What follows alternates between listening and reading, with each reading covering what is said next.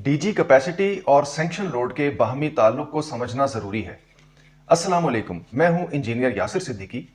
मैंने अपनी गुज़िश्ता वीडियो में आपके सामने मिनिस्ट्री ऑफ एनर्जी के पावर डिवीजन का वो मुरासला रखा था जिसमें तमाम डिस्कोर्स को ये हिदायत जारी की गई है कि अगर नेट मीटरिंग सारिफ का जो एक्सपोर्ट है वो अगर उसके अलाउबल लिमिट से ज़्यादा है तो उसके खिलाफ एक्शन लिया जाए और उसको कोई क्रेडिट ना दिया जाए।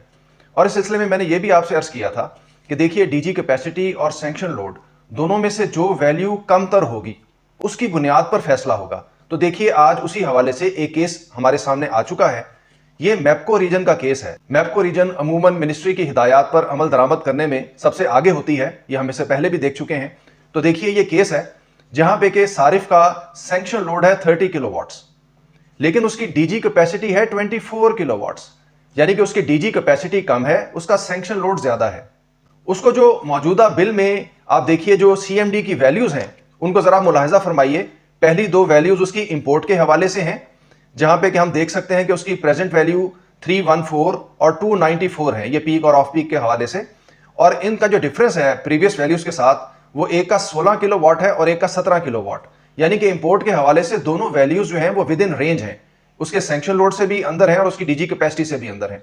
लेकिन जो एक्सपोर्ट की लिमिट है उसको आप मुलाहिजा फरमाइए कि उसकी जो प्रेजेंट एक्सपोर्ट है सीएमडी वो है 363 और जो प्रीवियस वैल्यू है वो है 335, और इन दोनों का जो डिफरेंस है वो 28 किलोवाट्स है। अब 28 की वैल्यू को आप देखें तो उसके सैंक्शन लोड के तो अंदर है, उसका सैंक्शन लोड 30 था, लेकिन अगर आप उसकी डीजी कैपेसिटी देखें तो वो 24 किलोवाट है, यानी कि 28 किलोवाट की वैल्यू चूंकि 24 किलोवाट की वैल्यू से बड़ी है, लिहाजा उसको ये नोटिस सर्व किया गया।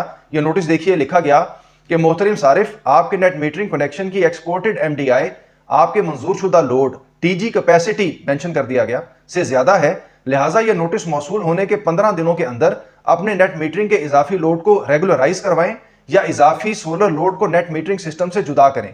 बसूरत दीगर आपका कनेक्शन मुनक़ते कर दिया जाएगा। मजीद मालूमात के लिए अपने मुतल्लिका एसडीओ के दफ्तर से रब्ता करें। और यहीं पे दूसरा नोटिस भी मौजूद है कि जहां पे उन्होंने ग्रीन मीटर को एएमआर मीटर से तब्दील कराना है।